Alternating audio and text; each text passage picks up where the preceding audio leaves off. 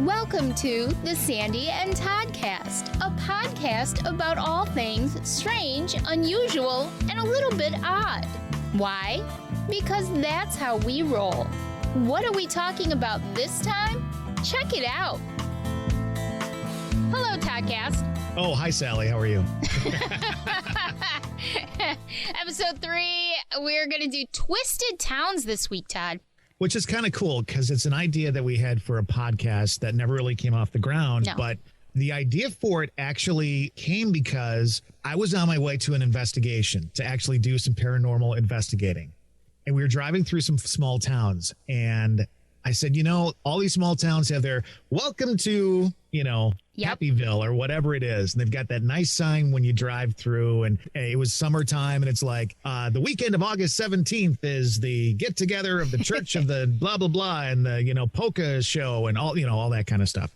And then as I'm driving through, I'm like, you just know these towns have all this stuff that happened that people may talk about or people may remember or, people in whispered voices talk about. But all this stuff that the Chamber of Commerce doesn't necessarily put on that sign when you drive through town. It's not out there, Like Villisca, Iowa. Actually, Villisca, Iowa is the one place where I'm sure that the Chamber of Commerce talks about it because It's a huge tourist attraction these days, and it has been for many years. Axe murder house for people that don't know what we're talking about. Which is on my bucket list, actually. I'm no pun intended. I'm dying to go there, but I know. I had to throw that in. But Twisted Towns, yeah. I mean, we all know small town America is this idyllic, beautiful little oasis of small main streets and happiness, and let's have the Strawberry Festival. And it's not always that way. So it's kind of interesting. It's funny because Sherlock Holmes, in some of his stories, he always said, give me London over like the quaint hills of the countryside, because that's where evil really lies. So people think that the big cities are where all this nasty stuff happens, and it does. But all these small towns have a back history. There's stuff going on there all the time. Lots of shady stuff going on all the time. Yeah. So we're going to kick off our Twisted Town series this week. But first, we want to give everybody an update on our ongoing case. In last week's episode, I sort of billed it as we got our own case. And I was like so excited to get this case. It's still going on. It hasn't stopped. And here's the thing. And I think that whenever you go in to investigate, or in our case, I look at it as an opportunity to help someone get through whatever they're getting through. When you enter into that situation, the truth of the matter is that you'll never have 100% of the answers. Right. And a prime example of that is something that we talked about in the first couple of weeks, and that's the Amityville story. Like, that happened over 40 years ago, and they're still not, the answers are still not there. Everything's still up in the air about that. And I think when you do investigations, or when you try to help, there's so many layers. It's like layers of onion. How do you get to the bottom of it? And I think that you kind of get some answers, and then you kind of get some ways to work around some stuff. And I think that's where we're at with being a friend of ours out. So it's kind of weird. I don't think that there's ever a case where it's just cut and dry. Like you said, there's always another layer to it somewhere. It's a puzzle that you have to solve in a lot of cases. It would be nice sometimes to go into a place and just say, okay, boom, boom, boom, here's what you've got. You're fine. See you later. But that's not always how it works. Yeah. And in this case, what we're finding out is some of our initial thoughts, while they weren't necessarily wrong, I think it's only part of the story. And the last thing I want to do is necessarily come on the podcast and talk about specifics about anything that we're involved with. But in this case, we went to this person's living space, an apartment, and had some stuff happen and got some audio and had some K2 hits and all that kind of stuff. But what's truly going on there, I think, is a mixture of a lot of things. Yes. And I think that the person that we're trying to help out really may be at the center of where everything starts because of their ability to be open and deal with stuff and have energies come to them and all that kind of stuff. So we're planning another quick visit back, and also planning on giving this individual some tools to help try to work through all this.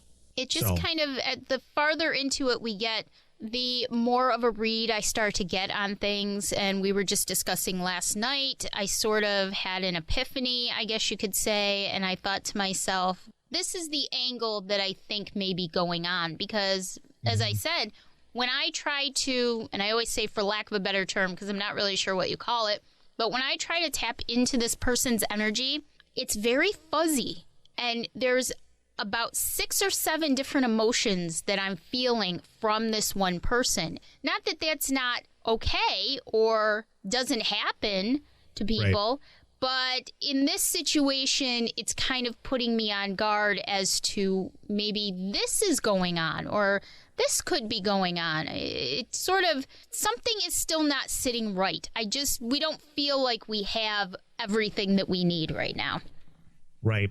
And it also reminds me again of the Amityville story, in that all these years later, you start to hear other things that were going on. And you and I both just recently got Discovery Plus so that we could watch all of our ghost shows and paranormal shows and stuff like that.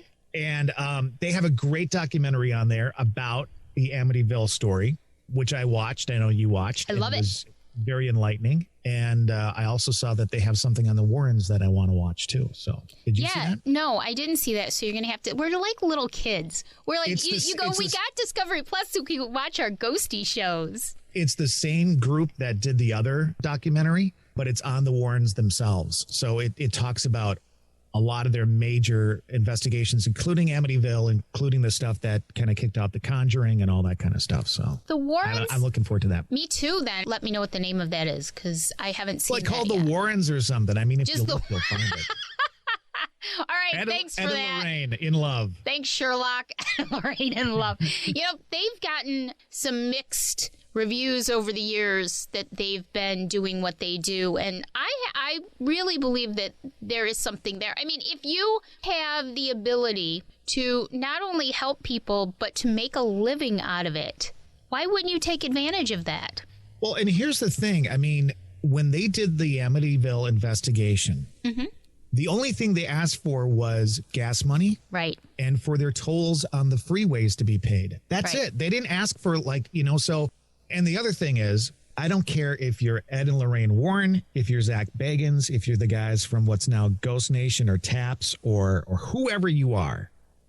People will always question how sincere you are, your knowledge, and even people within the paranormal society. Like, everybody questions everybody. Yeah. And I think at some point you got to get past that, and you have to be open to whether or not it's your way of investigating or whether or not it's the way you believe.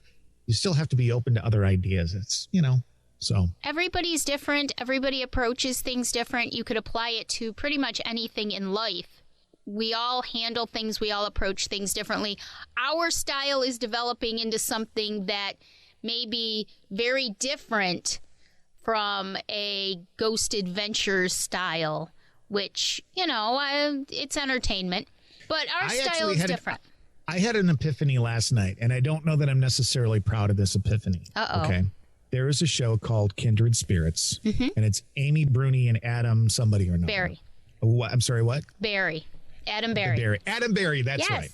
They kind of have a style that we've kind of adopted a little bit. And like I said, I'm not necessarily sure how I feel about that, because originally my personal thoughts were, well, I would never investigate like that. That's not my way of investigating. Then all of a sudden you realize, maybe some of the stuff they do, some of the stuff they try is actually kind of cool and inventive. And an episode that we just watched this week actually helped us out with our investigation a little bit. So maybe there's a little bit of them in us. It's funny because there's nothing wrong with a hybrid. There's nothing wrong with using your instruments, using your emotions, and using your feelings at the time. And this is funny. I have to tell everybody about this. Last week, we were watching Kindred Spirits, and we got so excited, we decided to try our own experiment at home based on what we saw on the show. And we still have to do it, but we got it set up, which was really cool. And it's using the spirit box, you being there in Wisconsin, me being here in New York, and using the spirit box to communicate without either one of us hearing the other one and then comparing notes, so to speak, to see if we got any intelligence. I can't wait to try that. Last week so was excited. When we helped out this individual that we're working with now, it wasn't the time to do it. It was a little rushed. It was a little frantic. But at some point, they want to try that out. I know. So. We're just like kids. But I believe it's important. It's a great way to do an exercise in working together even more in a totally different way, because we can't be right next to each other all the time. We're not next to each other. Oh, yeah. Well, you know what? Guess Thank what? God. Whatever. You can't get rid of me. It's not that easy. What? But, we can't be next to each other physically all the time. So this is a great way to check it out and see if we can do something that we can work together without being in the same physical space. So I think that's pretty cool. So it'll be neat. So ongoing with our case, still trying to figure things out, but making headway, just a few twists and turns along the way. Yeah, we'll get there. I mean, it's going to take some time. And I think the big thing here is we're not going to get all the answers. We just need to arm this individual with the ability to make changes in their life that will benefit them. And it's going to be up to that person to do the work. Yes. It's going to be up to that person to do the work. Because something I wanted to ask you this, because as long as we're kind of talking about shows and stuff, I like Dead Files. I've always liked Dead Files with Steve and Amy. And Steve DeShavi. Yep. And Amy something. Allen. I can't. You're the one who always says her name. You can't remember her name. You're like, Amy Allen. Amy Allen. I like Amy Allen. That's right. So I like their show a lot. And Me too. One thing that I've noticed is like early in the series, and they've been on several seasons, but early in the series, they'd say, well, what do we have to do? And she would say, well, you have to find a shaman. You got to bring him in, or you got to find a magical specter wingling or whatever it was that they had to bring in. She came up with some interesting ones. A chaos magician. I like that. I like chaos that one. Magician. Yes. But now it sounds like they actually help. They bring the actual group in to do the work, which I think is even better, because if you're average Joe Blow, or even if you're involved in this at all and into it, and maybe you do some investigating or whatever, maybe you got some medium powers, where do you find a chaos magician on Craigslist? They're not. They're not in the yellow pages, under Chaos Magician. I'm going to look up Chaos Magician right now online and just see if I come up with something. I always used to laugh at those, because I'd say, how are these normal, everyday people who are just afraid because there's weird things going on in their house in middle America, how are they supposed to find a Chaos Magician or an Indian shaman in Miami, Florida? It's just not always going to happen. Okay, and I don't want to get into politics, but two quick things. Number one, I found a guy, I believe his name is Sebastian. He calls himself Father Sebastian. He's a chaos magician. And then somebody did a blog explaining why the Donald, or also known as President Trump, is the ultimate chaos magician. Right? I mean, think about that. Maybe it's he true. is. It's true. He's in the White House going,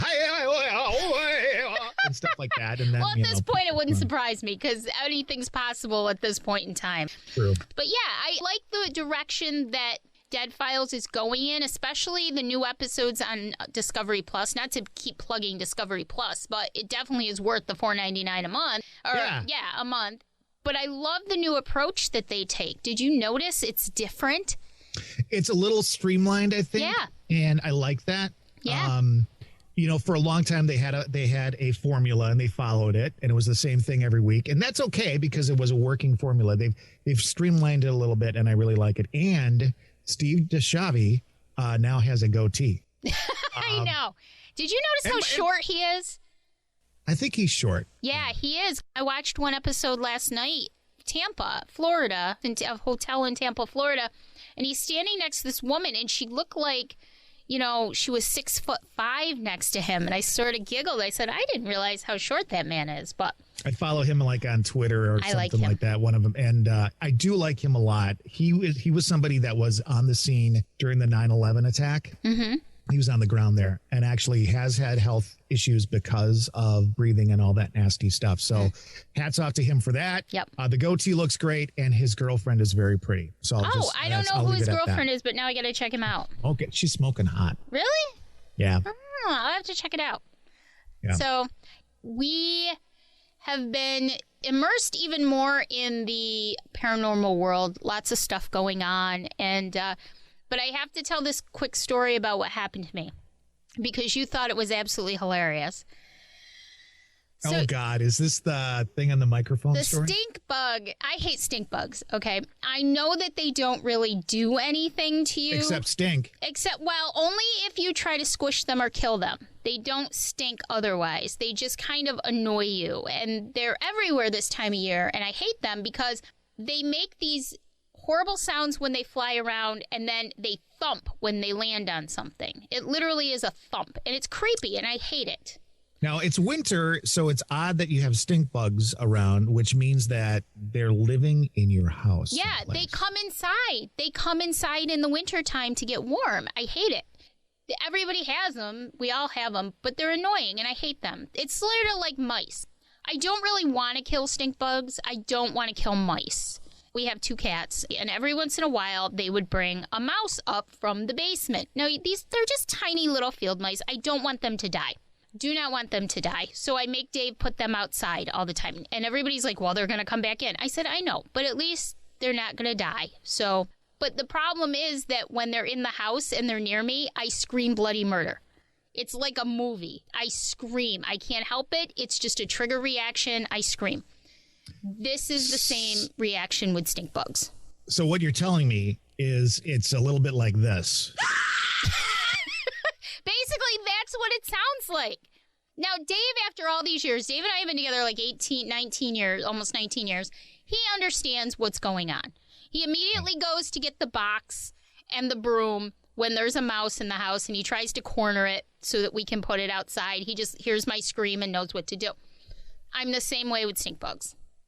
Your husband is probably the most sainted human on earth right now. He truly is. He truly is. You know me well enough to know that he really is. He puts up with a lot. We'll leave it at that. So yesterday, I'm going to go on air for my Smooth 70s shift.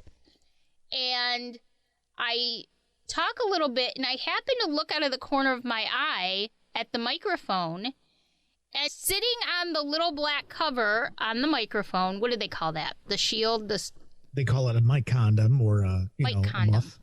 Muff, yep. A muff. So I go to look at it out of the corner of my eye, and there is a what? Nothing. I said, nice muff. Thanks. I take good care of it. So I go and I look, and there's a stink bug on the mic, right where my mouth has been. Literally, we were half an inch from each other. So I scream bloody murder. Spike, my dog, jumps out of his bed and doesn't know what the heck is going on. And it just creeped me out so much. You were hysterical because I told you about it. And you can't kill them because they'll stink. And then others will come. Right. So what I do is I find a little bag. And I put it in a bag, and then I roll it up, so hopefully they'll suffocate. So here's what you do, okay? First of all, I don't like bugs, spiders especially. You just flick them. You take your finger, your middle finger, and your thumb, and you flick them across the room, and then you never see them again. What, bugs? Yes. Bugs, you cannot flick these things, though. They have little claws that dig into stuff. You can't flick a stink bug. You cannot. And that's the name of your next book. Truly. So that was my adventure yesterday. It's always something. How about the day that Spike tried to eat a stink bug? Yeah, don't let that happen. No, well, I didn't know he was, but he didn't like it very much, so he didn't try that again. All right, so let's do Twisted Towns. I'm so excited about this.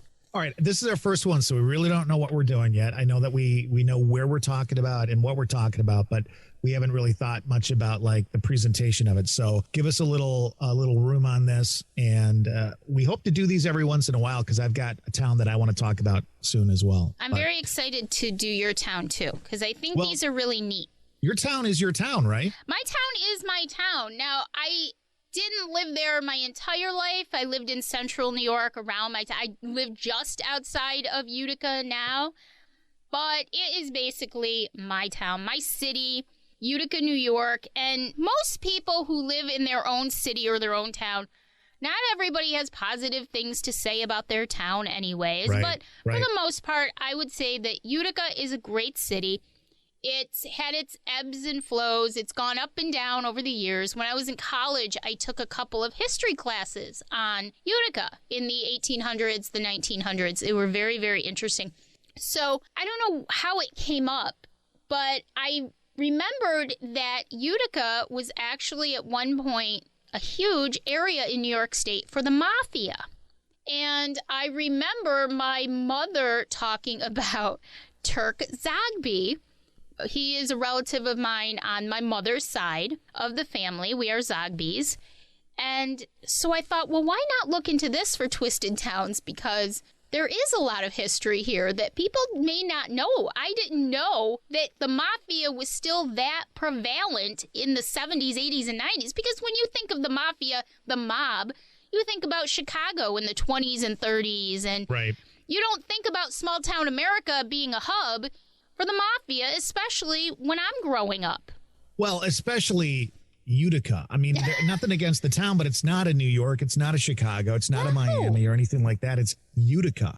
The city of Utica is a mid-sized city. So the population, I looked this up because I thought it would be interesting. The population as of 2018 was about 60,000 people. So not a huge city, smaller than Syracuse. Syracuse is much bigger. It was incorporated in February of 1832. So not the oldest town in New York State by any means, but certainly not one of the newer ones. We're also smack dab in the center of New York State. We're about 90 minutes west of our state capital of Albany and about 45 minutes east of Syracuse. So if anybody asks me where I'm from, I usually say we're right dead center or very close to dead center of the state. So it has a big history. I talk about this all the time with you. Big history with Native Americans. The Native Americans, the Mohawk Nation of the Iroquois Confederacy, originally inhabited New York State. So all across New York State, where we used to call it scoom when we were in school, because that's how we would learn the different tribes of the Mohawk Nation. Seneca, Cayuga, Huron, Onondaga, Oneida, and Mohawk. Those were the different tribes found in New York State. Okay. So very rich in history here in New York. I know this is a totally different show completely, but the entire area, the entire land of New York State is very rich and haunting. There's energy there, and you can go anywhere in New York State and someone will tell you a ghost story. It's just the way it is. There's so much history. And again, so much mob action. I didn't even realize until I looked. Why is that? I mean, like, why does the mob go, okay, we're going to spin the wheel and wherever it lands, that's the town we're going to take over? Well, I think a lot of it had to do with the location of the city. Think about it. You've got your huge mafia mob action down in New York City. You've got Albany. You've got Buffalo. We're sort of that perfect place to be the go-between. Be sort of the hub. You know how American Airlines flies through O'Hare? That's their hub. We were sort of the hub for all of these different mafia families. And there were offshoots of all of the different families. And so from like 1970 to 1992, there was a lot of stuff going on here. There were murders. We'll get into more of the famous stuff in just a little bit. But there was a lot going on here. Salvatore and Joseph Falcone, they led organized crime in Utica during that time period. That family itself went back to the 1930s. So it really started years and years and years ago, but hit its peak, I guess you could say, in the 70s, 80s. Finally, in the early 90s, they got taken down pretty big time with a huge federal trial, everything. Yep. And so, but that was the big peak of everything. The Falcones were a part of the Buffalo Magadino family, also known as the Of course they were. Arm. I mean, when you think of Falcone, you think of Falgadigo or whatever the hell you just said, don't you? I mean, it's all these Italian names. Now, nothing against Italian people. I love Italians. What's your family, the Zogbys or something? We're Lebanese, which was really funny to me that we would have like this big time Utica gangster in my Lebanese family, but we're very, you know what, the Lebanese but you're progressive are very, Lebanese, yes, very progressive. But if you think about it, the Greeks, the Italians, the Lebanese, the Syrians, geographically, they were very close. And, the same kind of traditions, same kind of ideas. When I talk to somebody who's Italian and we compare stories, they're usually pretty similar, Yeah, usually the only difference is one has pasta sauce and the other one has whatever the hell Lebanese people eat. Have you ever had Lebanese food? I don't think so. Oh my God. No way. Shawarma is Lebanese. Yes. Right? Oh my, that's my favorite. I love Lebanese. Labneh and oh my God. It's so good. It's so good. You poor boy. I may have to like Grubhub you some. Wait a minute. What did you say? Grubhub? Grubhub you some. Okay, I thought you said Rubhub, and I'm thinking. I'm going to Rubhub you some. That's a whole different show. Yeah. That's a different channel, different show.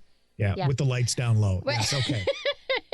So they were part of the Megadino family in Buffalo. They were also known as the Arm. I thought that was cool. The Utica crew was about 15 to 20 members strong. So it was a pretty decent size for a city of, 50, 60,000 population. Salvatore Falcone was born in 1891 in Sicily. He lived in Utica until 1946 when he moved to Miami, and he was worth anywhere from $1 to $5 million. He traveled to Italy very often. He made a large money contribution there, and he was publicly honored by the one and only Benito Mussolini. What does that tell you? Of course, Benito. Of course he was. Now, Joseph Falcone was born in 1902 in Sicily as well. He originally settled in Brooklyn, and in 1925 he moved to Utica. He had a modest home, was married, had 3 kids. He was a short guy, liked to smoke cigars. I actually found his house. And guess what? What? Two things. Guess what? The house is right down the street from where my father lives now. And it's blocked out too. Oh, really? On Google Earth. Maps? Yes. Wow. Yes.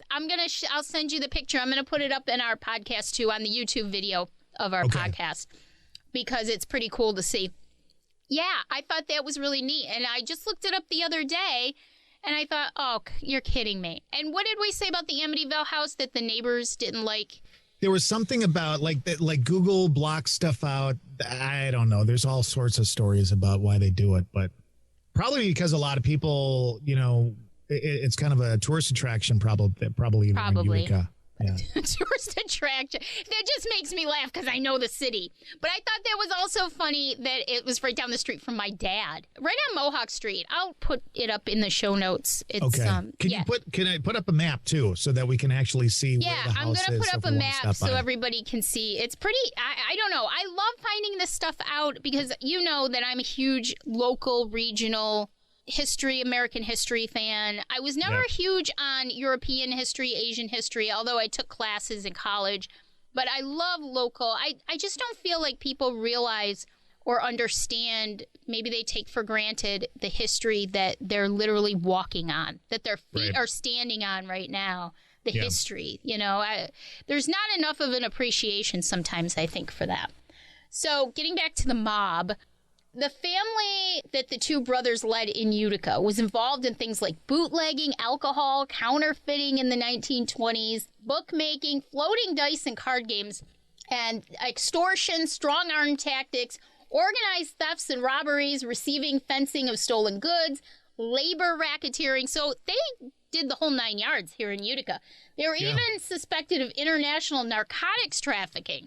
Well, I mean, think about this. I mean, I think their tagline on all their commercials was "for all your mobster needs." I think is what they used because they were involved. We're your one-stop shop. Your one-stop shop for all your mobster needs. Call today. That's a big cliche in the radio world. How many Call times? Mobster 245. How many times have you got a client in that says, "I'd like to put for all of your so-so needs," or "We're your one-stop shop"? They'd all sound exactly the same every single day.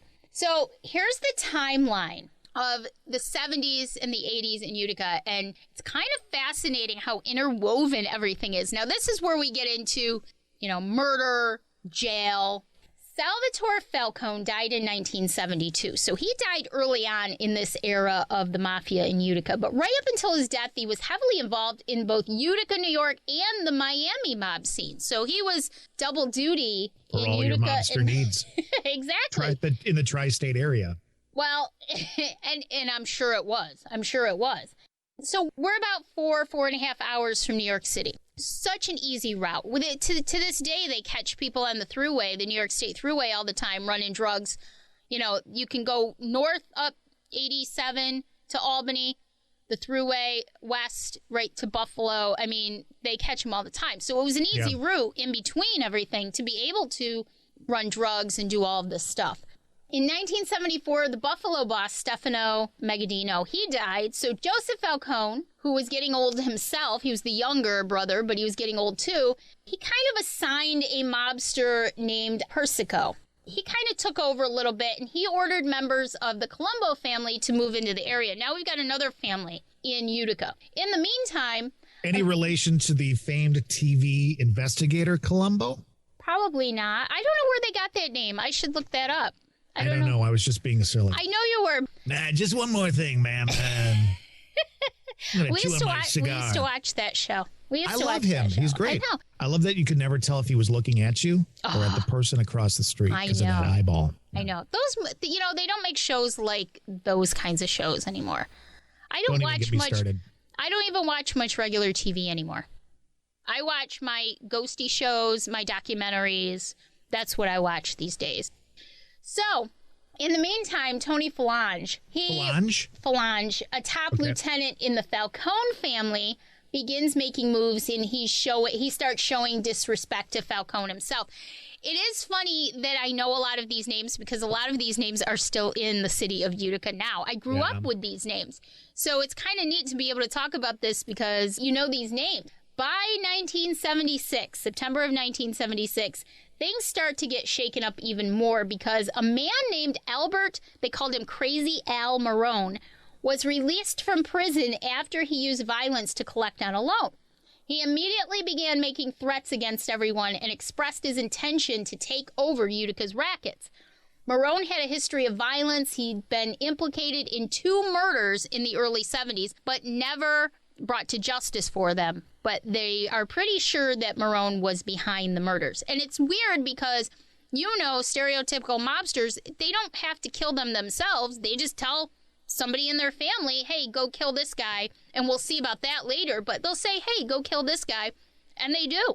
They don't even think about it. Back in those days, they would go to the yellow pages, and they'd look for the ads that would say, for all your mob-killing needs. And then they would go to those people. And there they were. It was all over the place. Sort of like the Chaos Magician, in the yellow pages. That's right. There, yeah. Exactly. So then it starts to really get crazy. Here's where I'm going to start talking about a local attorney named Louis T. Brindisi. Brindisi is an interesting character because of his affiliations with the local mobsters. Brindisi, for many, many years, was he was basically their attorney. He was their defense attorney in all of their cases. And so that was both a good thing and a bad thing because when he defended one mobster, the other one would get angry and vice versa. So there was always kind of inner turmoil in the mafia, the Utica mafia scene, just because of Louis Brindisi at that time. It's surprising, he wasn't knocked off, He is still alive and kicking. He still owns his law firm. He still owns his law firm. I'm not kidding. So is that in his ad? I was a mobster lawyer back in the... He's got done with that. Sure, but I'll tell you about a little bit more about that in a little bit. Okay. In October of 1976, Brindisi and his wife were having dinner with Crazy Al Marone and Marone's girlfriend. Brindisi excused himself, and Marone got really nervous for some reason. He felt kind of odd. Then on their way home, Marone and his girlfriend were shot at, and Marone was killed. Marone was killed, apparently, because he tried to shield his girlfriend from the bullets. She survived. Marone got shot. That's the story. But to this day, nobody knows who did it. There are a couple of suspects. Donato, or they called him Danny Nappy, and Jake Minicone are 2 of the suspects. These 2 are probably most likely the shooters. They were working for the Colombo mob family at the time, warring mob families, And, that's how it works. And what the big deal was about having somebody alive, why it was so easy to kill people, I don't know. That's something I don't ever want to understand. Yeah, but back then, I mean, when you talk mobsters and stuff like that, a lot of times the police departments were paid off to keep their mouth shut and not, there was a lot of that going on. I have too. one of those in my family. What is your breeding? What is going on with your family? No wonder you're so freaking weird. Very funny. I didn't know this until a couple of weeks ago when I told my mother we were going to do a Twisted Towns on Utica, and I asked her about Turk Zogby, and then she says, oh yeah, so-and-so, I'll look it up in a second and let you know about it. So-and-so was a police detective, and he knew all about it, and he, it stayed in the family, and blah, blah, blah. And I'm like, oh my God, Mom, I didn't know all this stuff. My mother's one of those people that she doesn't think about things until... she'll just say them, and then she doesn't realize what they mean. She doesn't realize how important it is and how crazy it is. She just says it. Well, I think, too, I don't think enough people sit down with their parents and grandparents and say, tell me your story, because I think we'd all have much wider eyes and amazement at what these folks lived in their lives. And we just take for granted that we know them from the minute that we can recognize them as our parent or our grandparent till they pass away. And that's all we know of them. We don't know everything that happened prior to that. So, no, it was kind of funny because this week was the anniversary of my mom's passing. Yes. And right before she passed away, she had a lot of family come. And that's when I learned that my mom raised a lot of her cousins. Her cousins were much younger than her, and my mom would raise them so that the parents, her brothers and sisters, could go off and make money for the family. So my mom was a child, a very young person, and raising all these kids. So all of a sudden my mom passes away, and all of a sudden there's all these stories. So this is a prime example of, you didn't know this about your family. People need to reach out to their loved ones and say, tell me your story. I think they'd be blown away by what they don't know. And that's such a super point, because my grandparents, I don't have my grandparents with me anymore, but they, for lack of a better term, they pretty much raised me a lot of my life. And people from that generation didn't talk much about their lives. Right. They just didn't. So for you to learn about their lives growing up and back in those days, you had to ask them. And one thing that bothers me is that they passed when I was young enough that I didn't know enough to ask the questions that I should have asked. If I had them back with me today, there are so many things I would ask them. My grandfather grew up in Utica. His father had a vegetable cart, a horse-drawn fruit and vegetable cart that they would take up and down the streets of Utica, and he helped him out. That's one thing that I was so happy that he shared with me. I didn't know enough to ask those questions. And if anybody's listening, any of our listeners, go to the people in your life and ask them about their lives. And I bet they would love to tell you stories. But that generation just never told stories like that. Well, I think that, and also it was their life, and it wasn't that different from everybody else that they knew at the time. Right. Just like our lives aren't that different from everybody we know. So who are we going to tell about our younger years? Not a lot of people.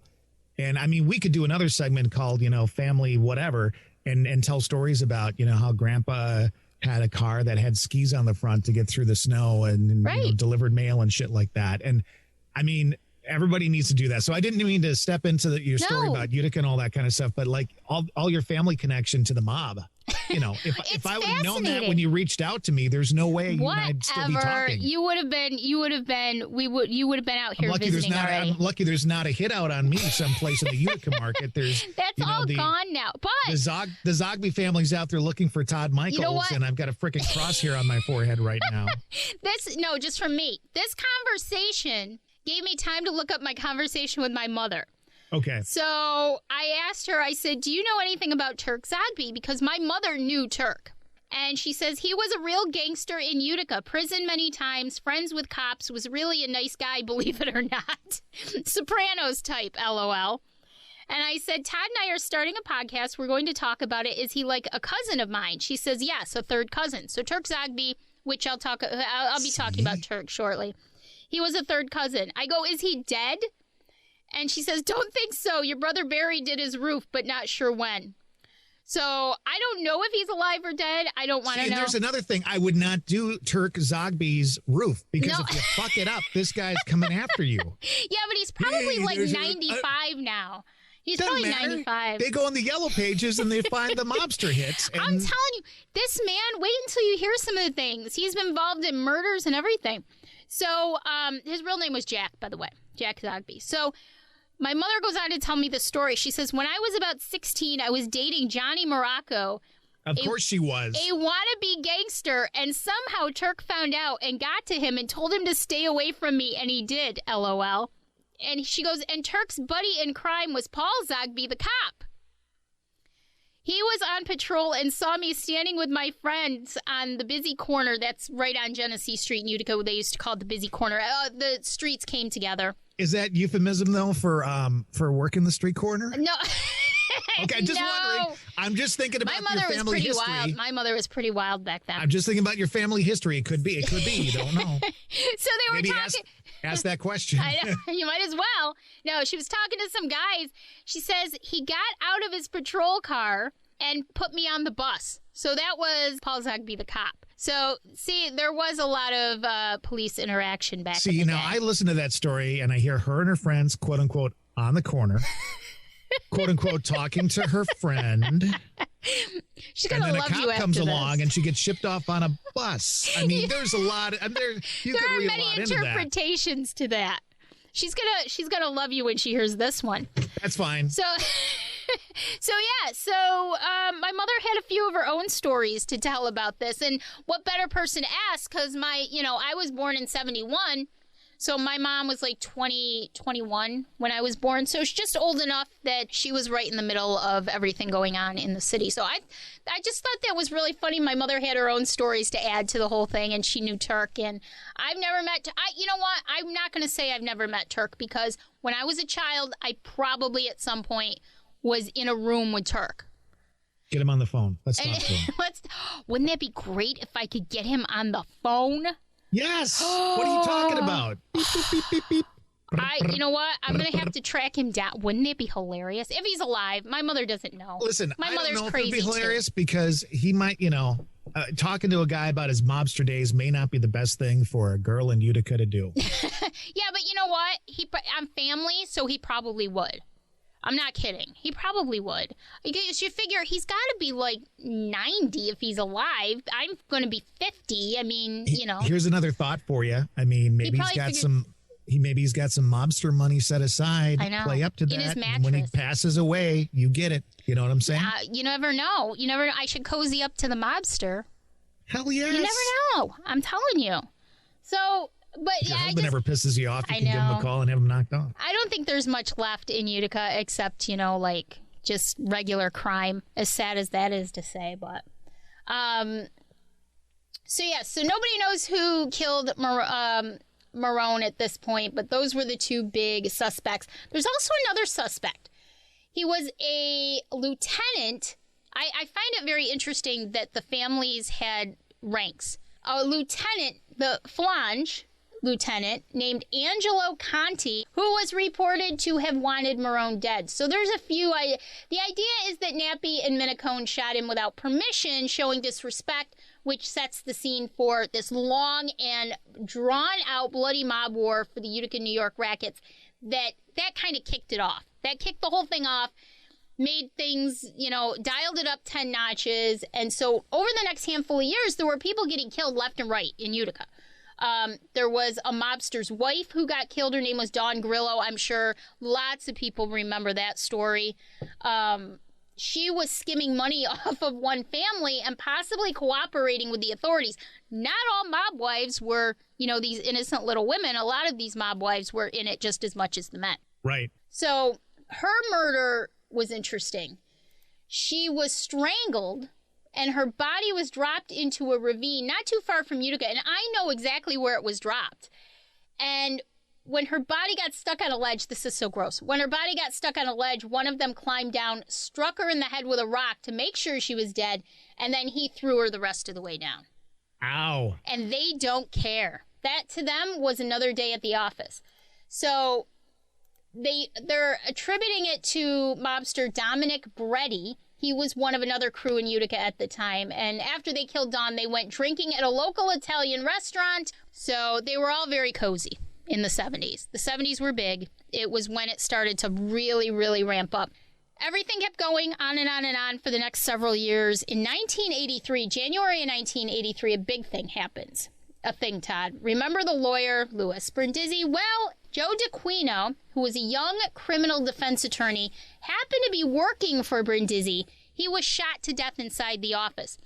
Now, I was 12 at the time, and I do remember this was huge news because Brindisi was well known as working for the mob in Utica, and to find out that one of his young lawyers was murdered in his office was huge. Just absolutely huge news. It was all over the place. DeQuino was 26, I think. He was pretty young. For 2 years, they couldn't figure out who did it. They figured it was either a case of mistaken identity, because they thought that maybe they actually thought it was Brindisi himself and they killed him, or because he was a prodigy of Brindisi's, and Brindisi was a well-known mob mouthpiece, this was kind of a macabre message to send to his mentor. You know, we can get to anybody, including your prodigy. So it turned out that they believe, or so they say, they believe it was some drug addict who had been trying to get in touch with Brindisi but couldn't because Brindisi's wife was dying of cancer at the time. By the time they figured it all out, the guy had already been killed by someone and burned in a car, which was kind of convenient, I think. Then again, that's what they say happened. We're never going to know for sure what really happened. Maybe Brindisi knows, but obviously he's not speaking about it at all and never will. That's when a lot of big stuff was going on in the mob world in Utica. It was starting to come to a head in probably the early to mid 80s. There were actually a whole bunch more murders that year in Utica, 1983, that were mob related, including Angelo Grillo, Don Grillo's hubby. He finally bit the big one and got murdered a few years after her death.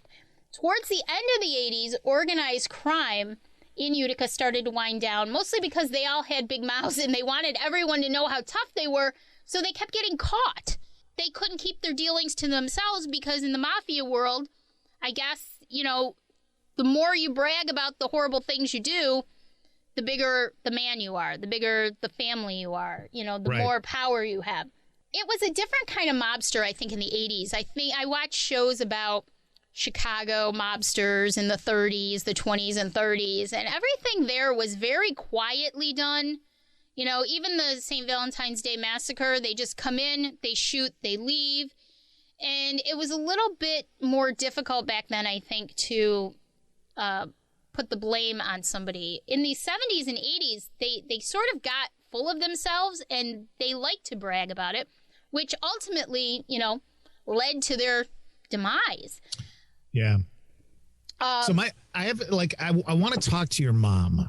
Mm-hmm. We can get her on here. Questions. I want to talk to her at some point about the whole prostitute thing, but also, I want to ask her as the mother of a child living in Utica in the 70s and 80s, why the hell she didn't move really far away when there's bodies being shot and burned cars and dead bodies and ashes and she's, she part of the family is the mob. Why do you keep your young child in Utica? I don't know. Ask her that. That's a great question. It happens a lot. I think it happened a lot because part of it was probably because she was part of the family. So then let's dig into that. Like, was she involved in anything at this point? No, I don't think so. I can't see my mother doing anything. My mother didn't do anything. I don't think she was that close. She wasn't. There's two kind of families. There's the Zogby family, and then there's the mafia family. She wasn't part of the mafia family. Well, but she knew the mafia family. She knew some of the stories. They were looking out for her, throwing her on a bus and shit. I know. We should get her. Oh, that would be hilarious. We should really get her on. We could call the segment Mobster Mom. And then we talk to her. Yeah. We should do a segment called Mobster Moms, and we could get mobsters' moms on to talk about it. Right, and then we do get murdered. Yes, what are you thinking about? That's great. I can't believe it.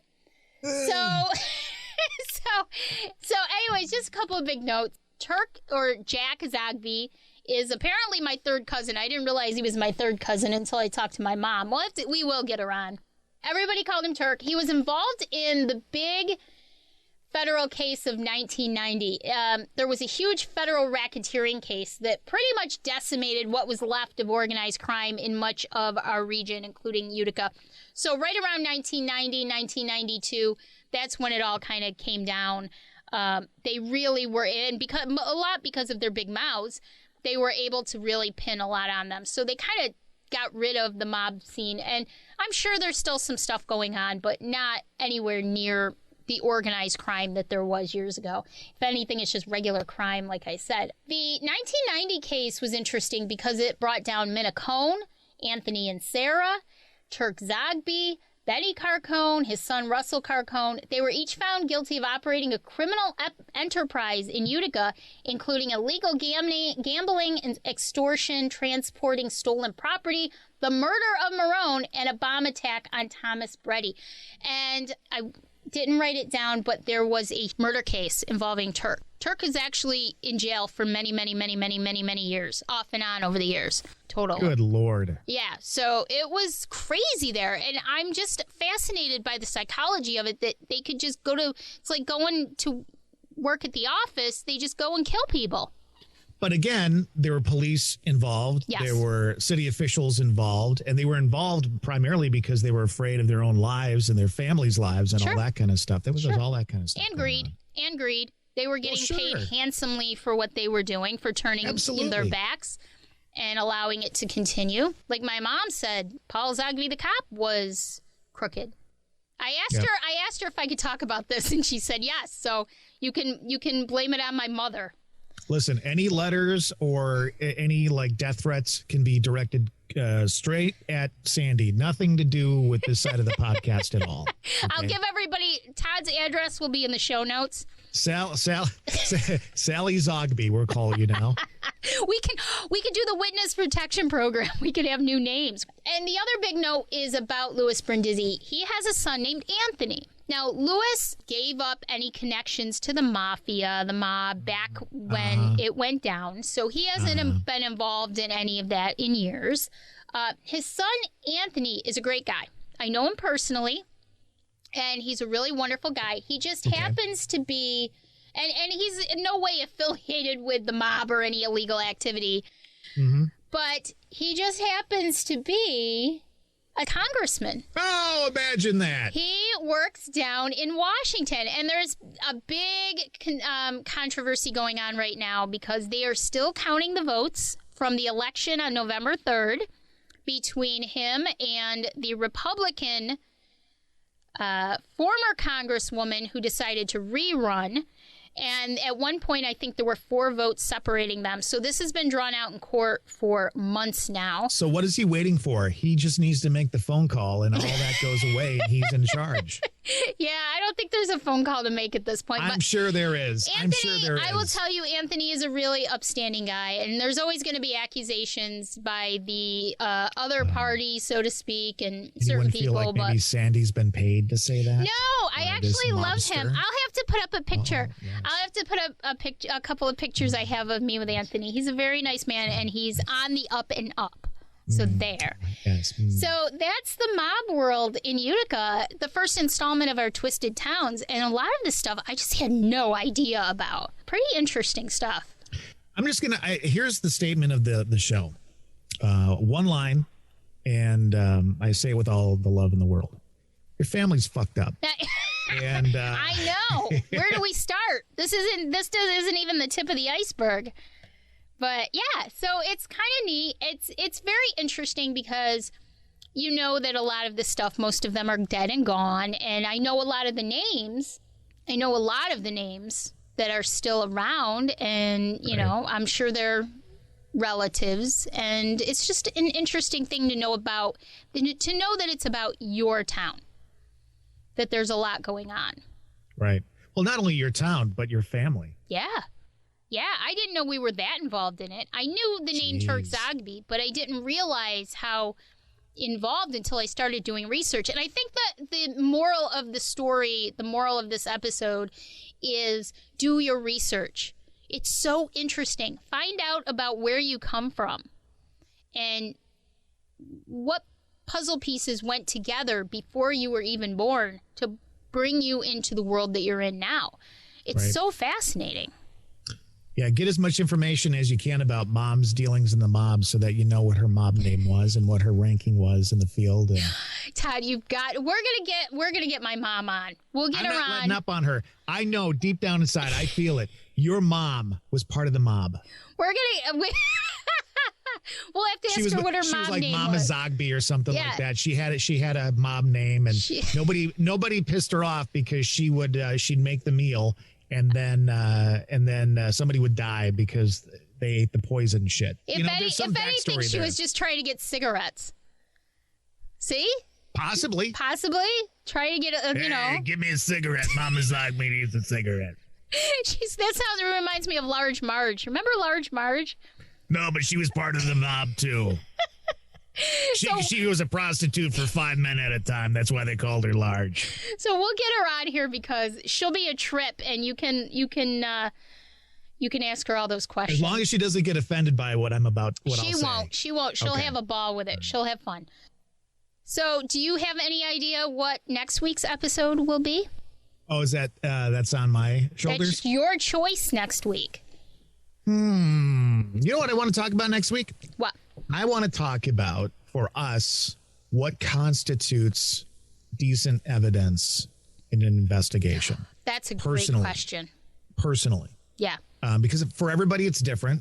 And what you may think is, slam dunk evidence, I may not agree with. And I want to kind of talk about that a little bit and talk about some of the stuff that we've gotten. And if we have some samples of what we've gotten, it would be cool to kind of incorporate those. I would love to. I've got tons of stuff that we can talk about. I have some evidence that we can play for everybody. And Large Marge will come on the program later on. We should get my mom on real quick. You got $50, I can make you a good time. You know what? Maybe we'll get my mom on real quick for like 10 minutes and harass her. And then we'll do our full-on episode. But I think that's a good idea. That's really a good idea. Thank you. Everybody. And guess what? I just came up with that off the top of my head because I had nothing planned. Because I only said to you like 4 or 5 days ago, Todd, you pick what we're talking about next week. I am so busy with creating and manifesting and getting shit done. I don't have time to worry about Large Marge and the stories of her being a raft on the Utica River, taking men across to save their lives from the mob. I can't do that research. Okay, well, you're doing pretty well under pressure.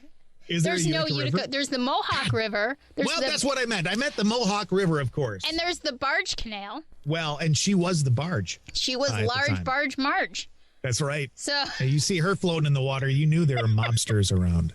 All right, wrapping it up. Next week should be really interesting. Get all your evidence together. My family is from the mob. I think we'll leave it at that.